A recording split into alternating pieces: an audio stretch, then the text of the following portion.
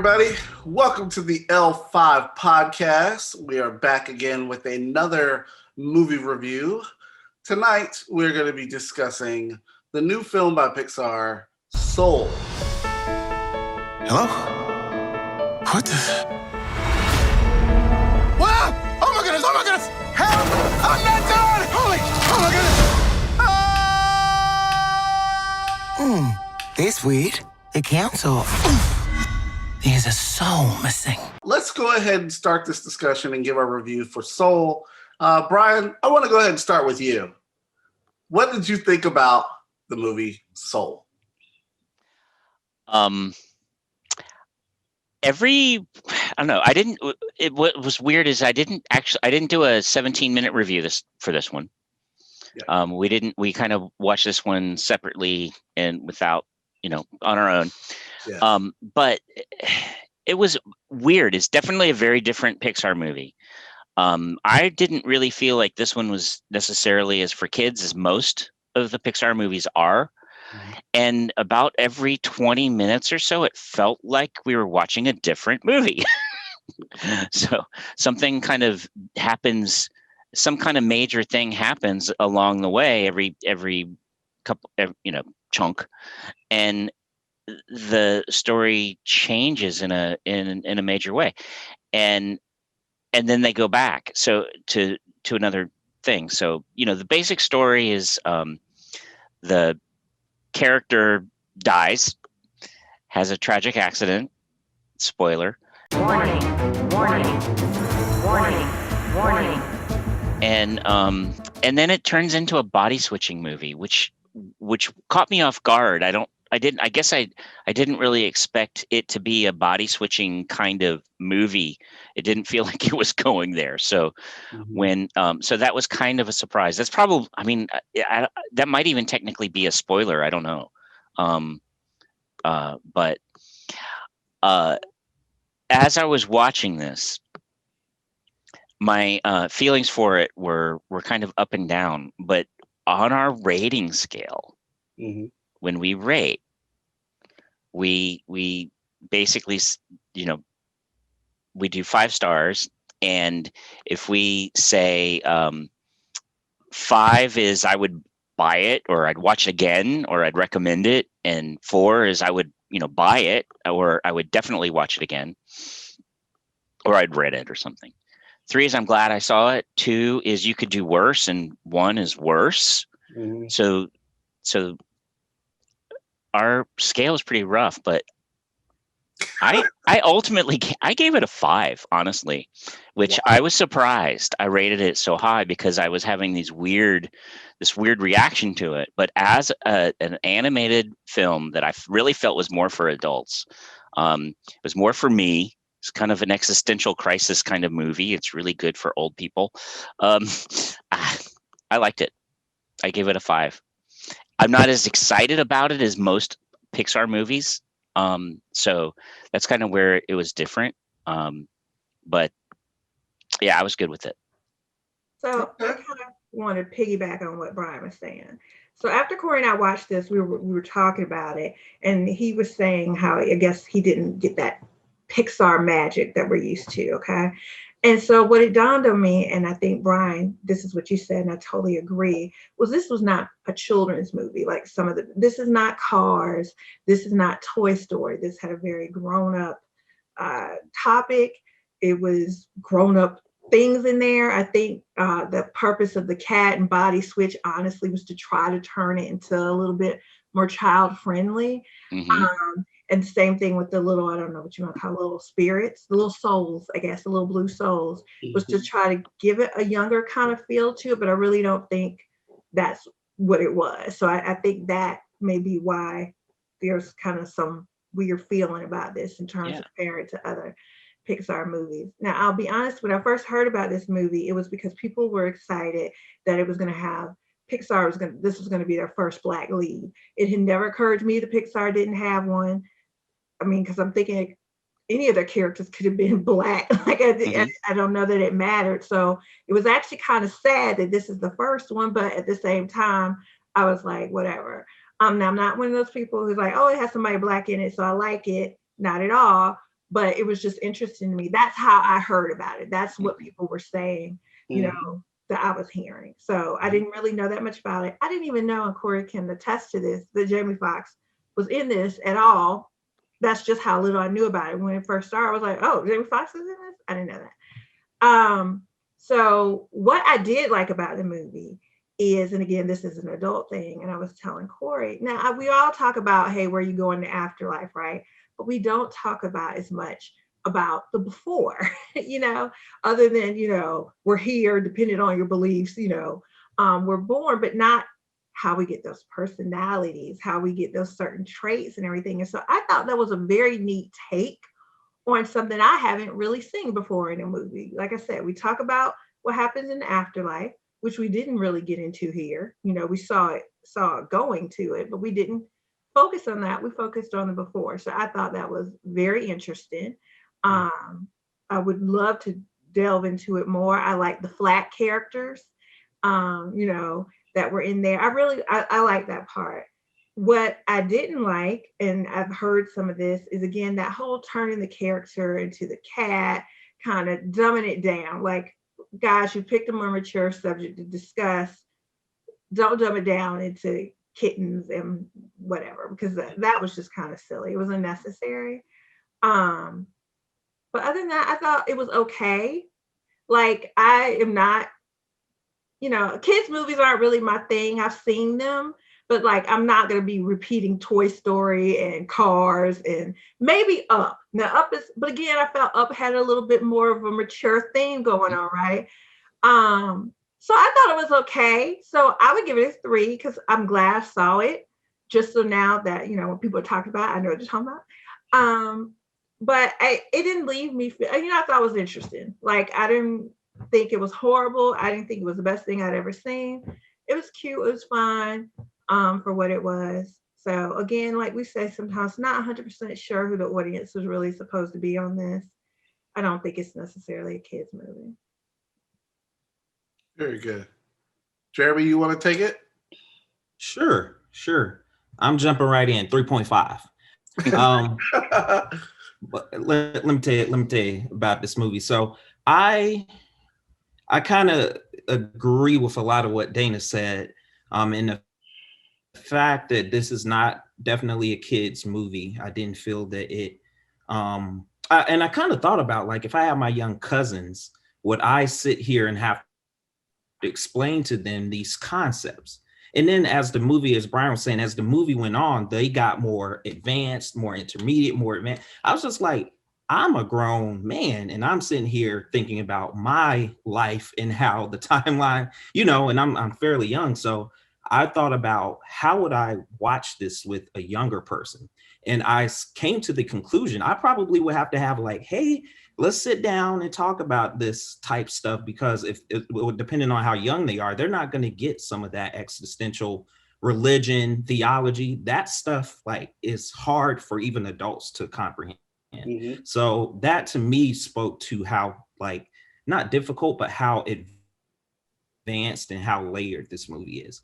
And I also think that kind of took away from it. And the reason I say that is that it went from Joe to, like y'all said, the cat, and manifesting in another body, which I think, like Dana was saying, it is to be like the funny part of the movie. I think kids will love that part. Like, if I talk to a kid seeing the movie, they would love that body switch, and they would have ate that part up. That middle part of the movie where that cat and number 22 and Joe switch characters, I think they would have loved that part. It was okay to me, but I also felt that they put, like Dana was saying, again, they put that in there for some comic relief. There were some funny moments. There was some, you know, he's adjusting to the body and all that. Okay, whoop-de-doo. I also think that for me, I wanted more Black culture in this movie. And the reason I say that, we didn't really learn much about Joe, if you really think about it. Like, the brother plays piano. He's a jazz musician, but we didn't know nothing about his early life. We didn't know much about how he grew up and what those experiences mean to him. We saw the mom, but she was just very insert, you know, and then go to the shop, do a little 5 minutes and then leave. There's lots of these themes that were just kind of thrown in there and not explored more. And that, to me, just again, my perspective is that I wanted to know more about that. I wanted the barbershop scene to be more. That to me was the most powerful and relatable part of this movie, because I used to go to the barbershop. For Black men, it is a cultural, just like the beauty salon is for Black women. I was like, I've never seen that in the Pixar movie, so why did y'all kind of like cut it short? Like, I get it, but anyway, so that was one reflection I had that I thought I wanted more of. And so it was like a 4, then it went down to a 3.5 because I felt that I wanted more of those, and we only got really one, which is the barbershop scene. And then we got a little bit of the jazz club, but we didn't really get much of that either. We saw pictures on the wall. We saw a little bit of the audience, but it wasn't anything significant. And then lastly, to wrap up my review, I think it was a movie in which, again, depending on your belief, if you're like a Christian, in which I am, so just perspective, I'm thinking about like the afterlife. I'm thinking about like heaven and hell and all these different concepts. That's gonna determine how you feel about this film. Because to me, like, Christianity never told me about the before and how my soul is before, you know what I'm saying? So like the concepts of my religion and the concept of what I saw in the movie and how those are relatable probably will depend on your religion, how you view life, how you view sparks, manifestation of purpose, mission, goal, like all that stuff. So I think that's where it kind of goes back to where I say it can get super heavy.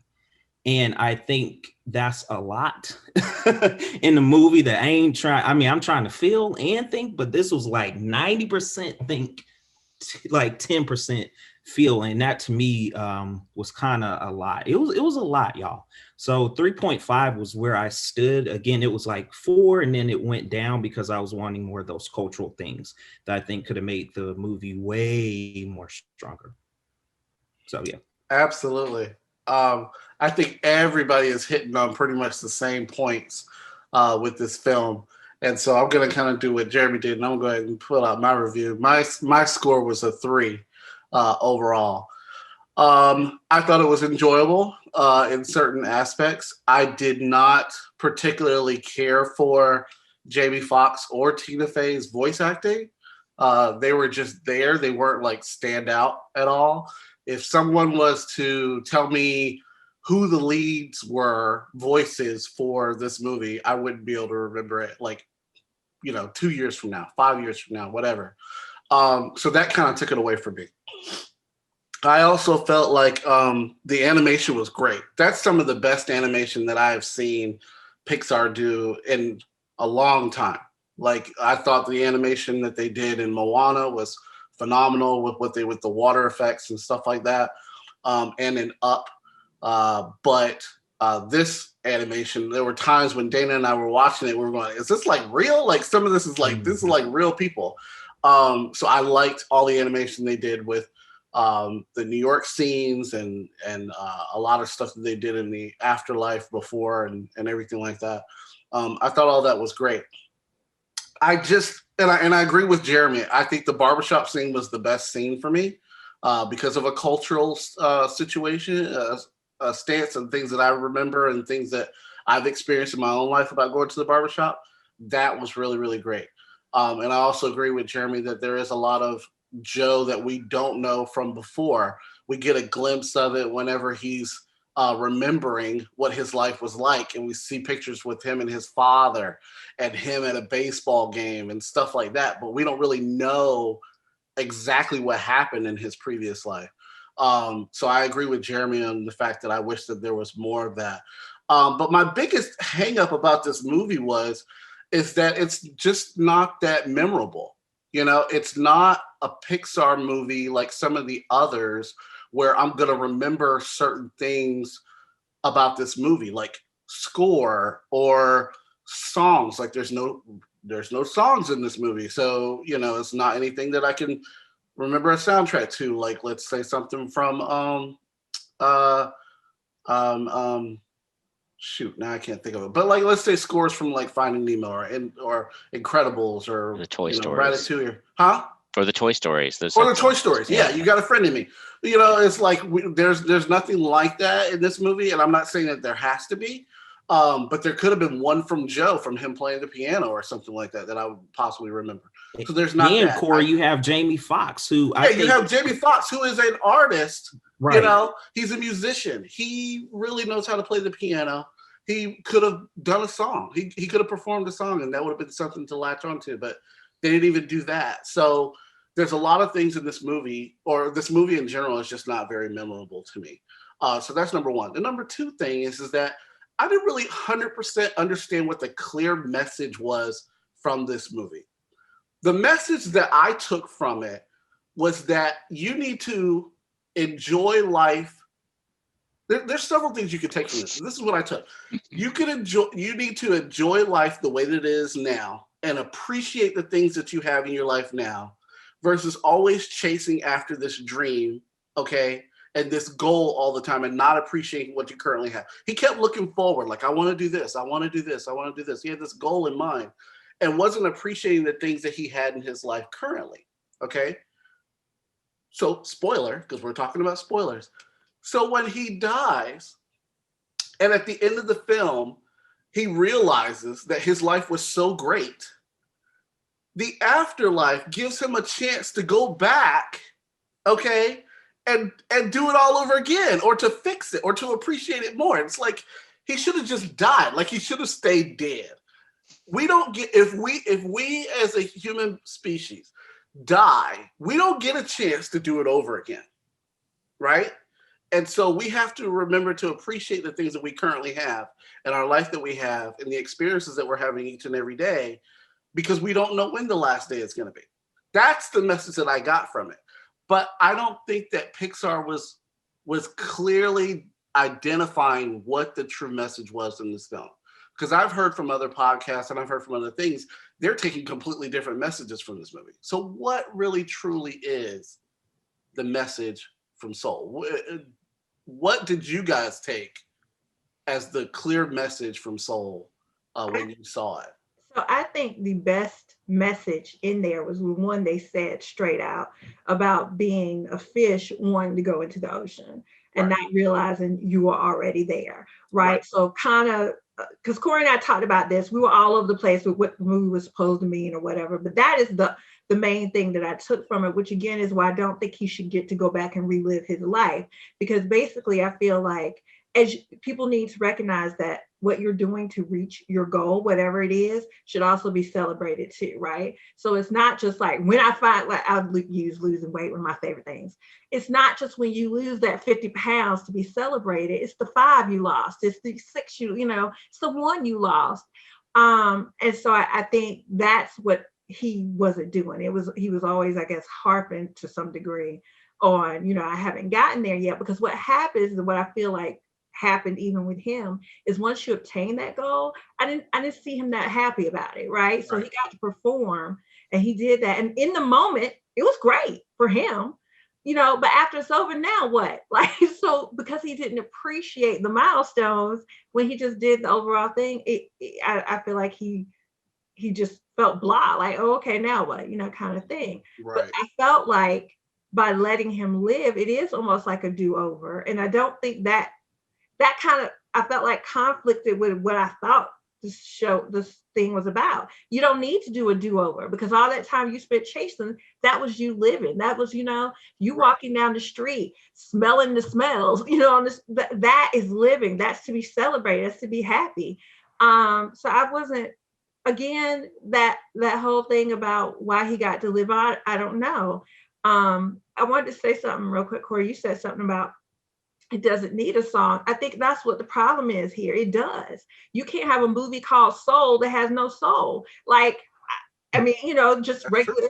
And you could have made an instrumental song that has soul, right? And that we all could really feel. And I'll use Moments in Love by Art of Noise. We all have a feeling when we hear that song, right? And it has very few lyrics in it. And most of the people don't even know what they're singing. So, there's a way, I feel like, to get something out of, even if it's just instrumental, that they just didn't do. Yeah. And so I wonder if now, and like I said, I heard all the blah blah blah about, hey, it's the first Black lead.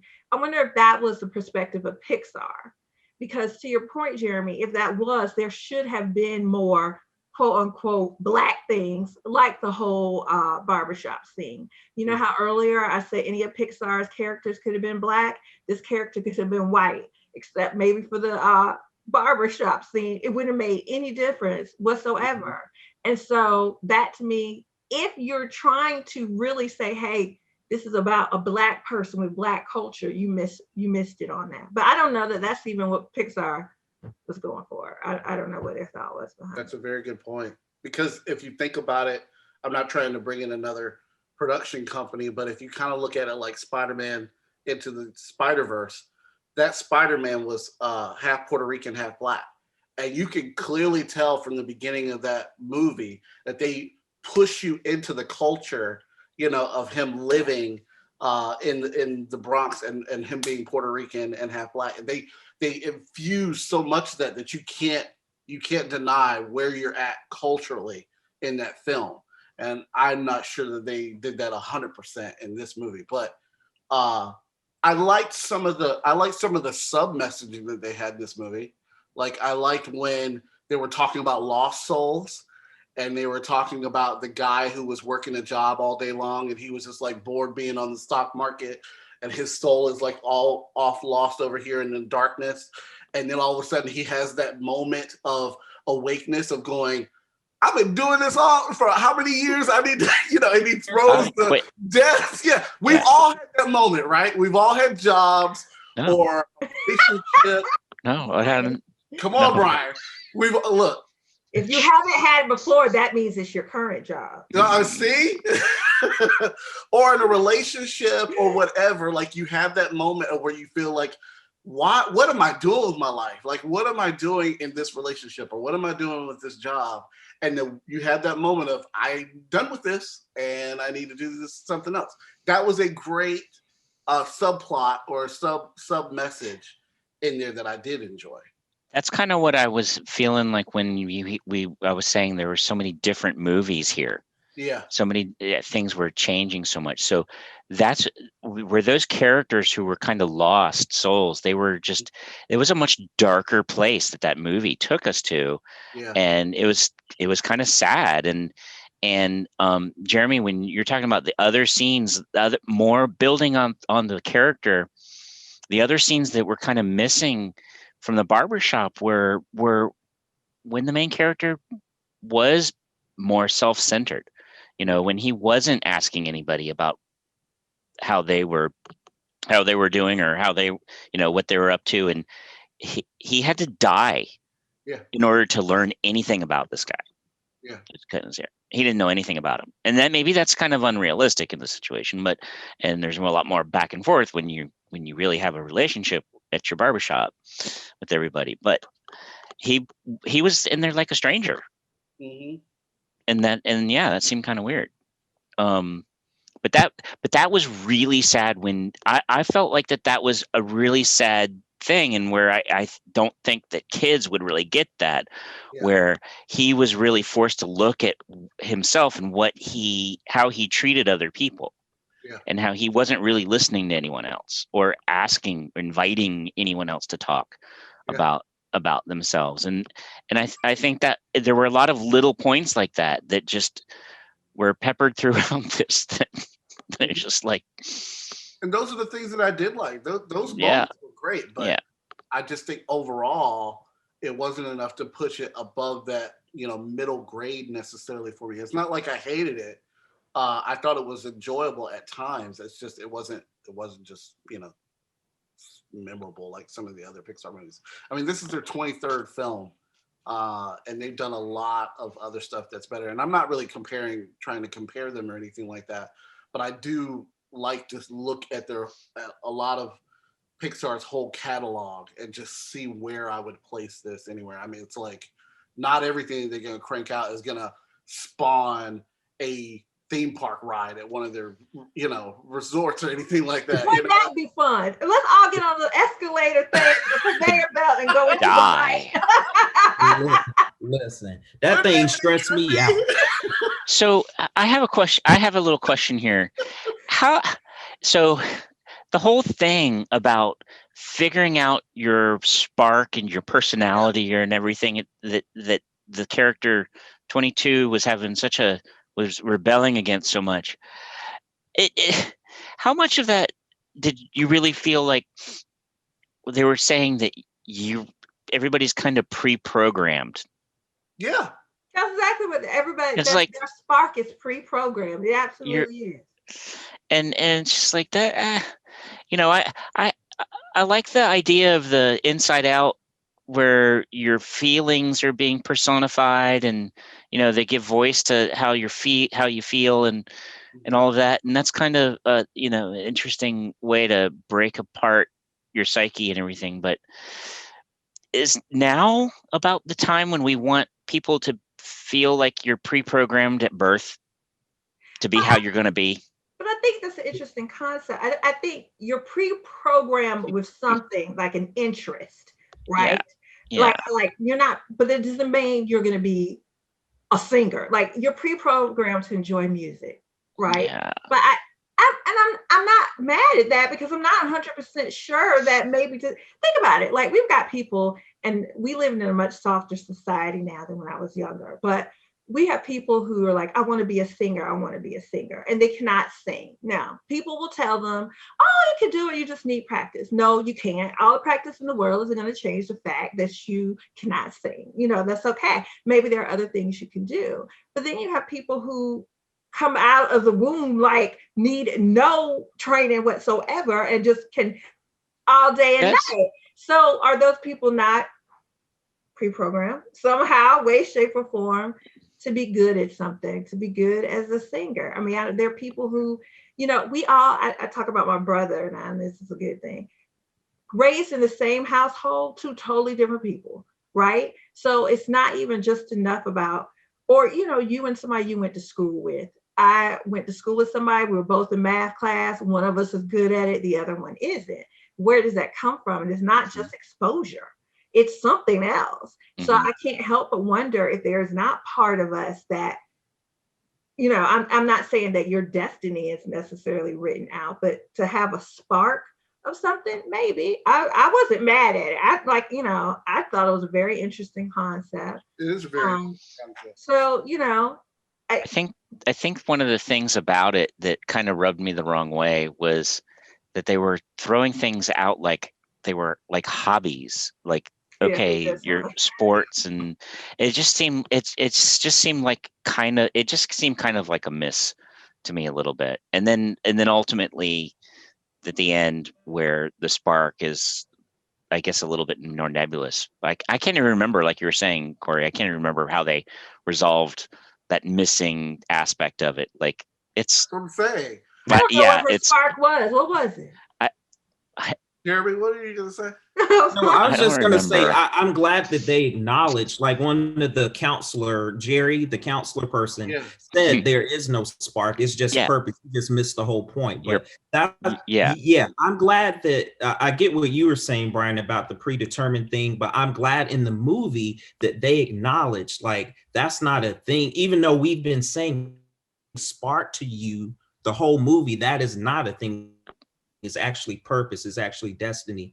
Now, and it goes back to Corey's original question of what's the whole point of the movie. And I think one of the things I caught that was like, stood out to me was like, you gotta, of course, slow down and enjoy life. But it ain't something that's just like you can buy and something you can just this is something you have to experience and learn, but it's going to change. So that, and I kind of related to myself, where I was like, I wanted to be this designer person, but also like I'm a hell of a good educator, and there's a need for it for students of color who don't see people who look like me. And there's some other purposes that I can do, but I didn't have any type of thought about being this when I was young. It kind of grew to me. My parents grew me, and I saw some other people, and it took people saying, as a Black man, you can't do this. So I was like, oh, well, there's some, now that's not a spark, that's motivation. And that's where I think they should have went into motivation more, but they didn't really say motivation in this film. They used purpose. They used lost souls. They said there was this zone, which to me, I kind of did. I mean, there is benefit in being in the zone. I can see how you could get lost in it, but I do think that there's benefit of somebody being tunnel vision in the zone, being able to hone their craft.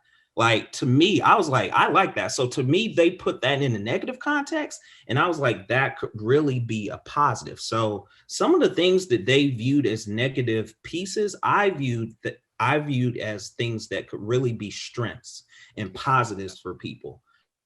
But the interesting part, I don't mean to cut you off, but the interesting part about you saying being in the zone also goes to what Dana is talking about too, is how somebody could be in the zone and be focused that this is what I'm going to do. This is what I'm destined to be, blah, blah, blah.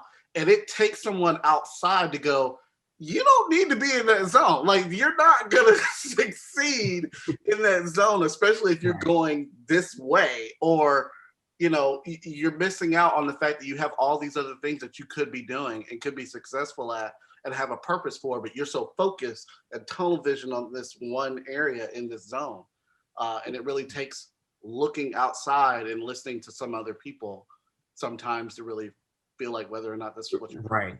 And they could have hit on that point, Corey, more. So you think, so him being a jazz teacher, for him, and you can tell they started with the classroom on purpose. Then they never really revisited. If y'all catch me if I'm wrong, but they never really didn't go back to the classroom. They had him in different jazz. You know, he's at the club playing. He's playing the piano at his home. He's playing piano various places. But I was just like, I would have liked them to explore that whole, like, you know, you have the student who didn't even like playing the trombone, but was extraordinary, who was great at it. And they kind of went back to it by saying like, oh, I want to drop out. And I've had plenty of students like that. Like, bro, I don't want to be here. I'm good. I'm an engineer. You know, I'm great, but actually this is not for me. I hate this. Get me out of here. And I think that was a moment. I'm glad they put it in, but I'm just like, y'all brought this guy who's a teacher at the beginning. He got his full-time contract, but they never revisited back to Brian's point of all these different themes that you as a director didn't have time to explore more. You just skated over it. And that's one thing that I did, again, why I rated it a little bit lower is because they didn't take me back to it. They just introduced it, put some little water on it, and then threw it to the side. Yeah. Well, if they went back to it, would they have to show the kids mourning their teacher? You know, I mean, that's the other thing. It's like the main character's dead. Well, I think that would have been going back, showing before, you know, a little more. But I mean, I do, the more we talk about this, I'm totally on board with you, Brian, about all these little stories. It's just like, there's a lot of them. Know, just being kind of all over the place. And I do think, you know, I think being in the zone, to go back to what Jeremy was saying, maybe I'm starting to think maybe they shouldn't have called it the zone to make it negative, because I feel like the zone is absolutely not negative unless you live in it. Right. You ignore everything around you and people around you. You're just but that's not in the zone. That's you being obsessed. That's totally different, right? That's what they said. Yeah. Okay. So I think being in the zone is fine as long as you're not obsessed about it or whatever. Right. But I just like, the more we talk about this movie, the more I'm like, it was all over the place. And the fact that we got different meanings out, I need the people who wrote the story to explain. I need to go look up one of those movies explained. But also, more confusing than ever. But also, it's a good thing to a certain extent, because it's getting us to talk, you know, and getting us to talk about what we got from the movie. And, you know, we possibly could have all taken different messages from it about life in general, and about what happens, you know, possibly after we die. Huh? But did you do that? Like, I don't feel like I really took anything, because I'm confused. I'm guessing at what I think they were trying to I mean, you asked me what you got out of this movie, nothing. Yeah. If you asked me what you think you were supposed to get out, that's what I was talking about earlier. But I'm not really sure. Like, I'm confused. Yeah.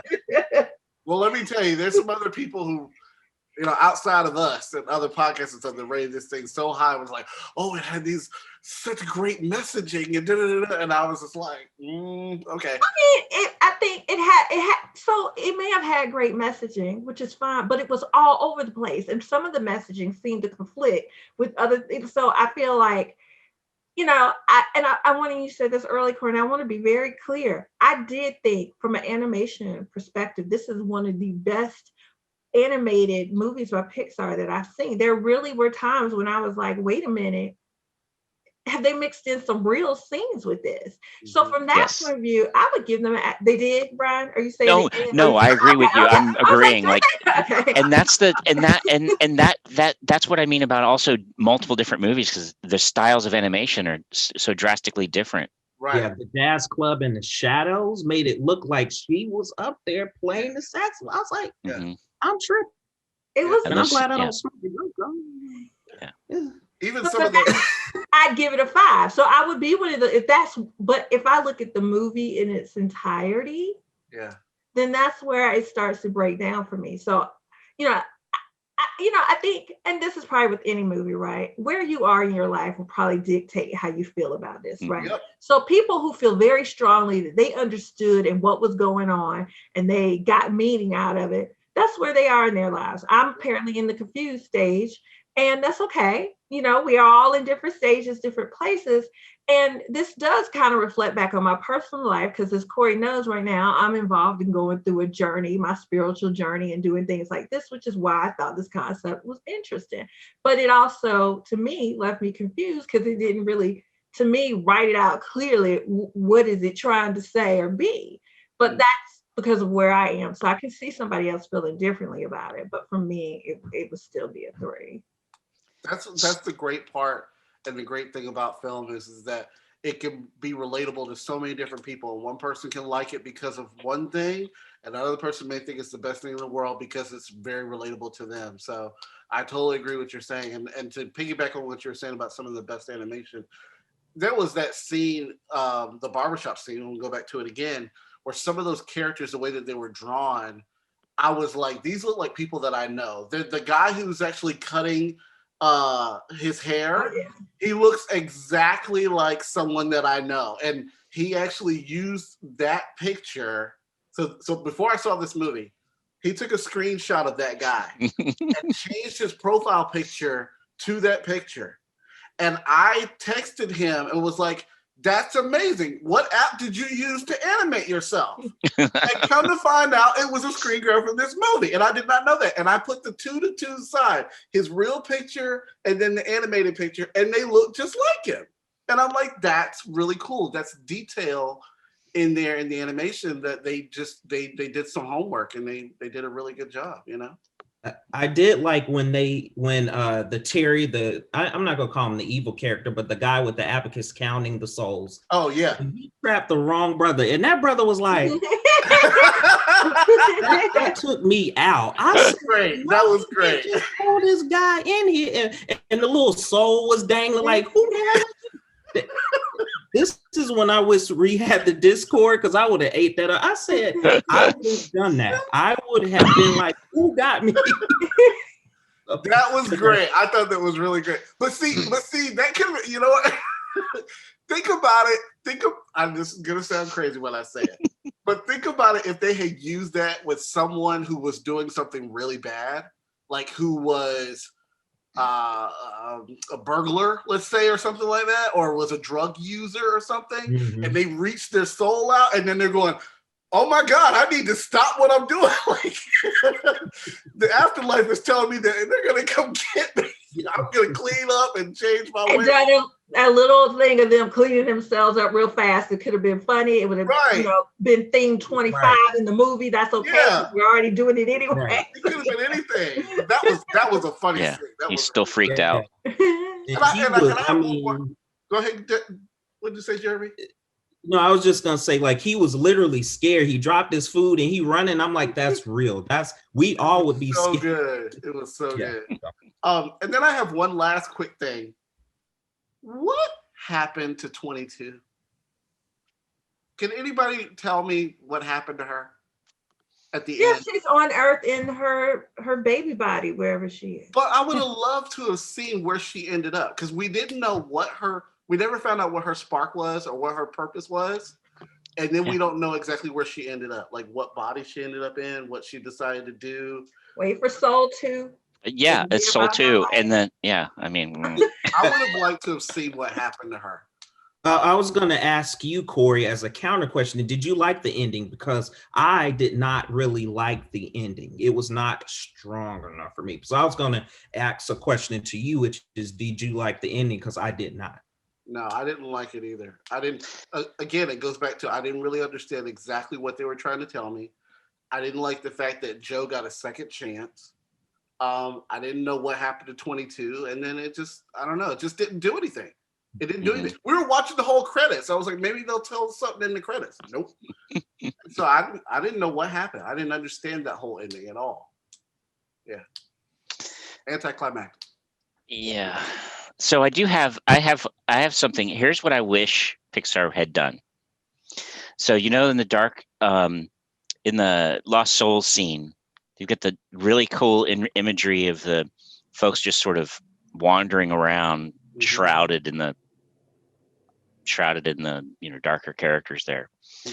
And you've got that ship that's sailing through there. That reminded me of the scenes from The Adventures of Baron Munchausen, with the ship that's sailing through the stars and then ends up landing in the desert. Just really interesting ways of showing that. It's just sailing through these really dark landscapes. And the Robin Williams movie, What Dreams May Come, where they explored dream life and dreams, and then I guess the afterlife after struggling with suicide. Those are like really powerful images and lots of really ripe subject matter there, but super dark for a Pixar movie. Definitely not necessarily a kids movie, but it would be really interesting if they allowed themselves to do a full-on real grown-up thematic issues movie. Okay, so that was our review and our conversation about Soul. Leave in the comments below what you thought about Soul, if it really touched your soul, if you gave this a high or low grading, if you think this is on par with some of the other Pixar films. Let us know what you think. Thanks for watching. We hope to see you guys next time.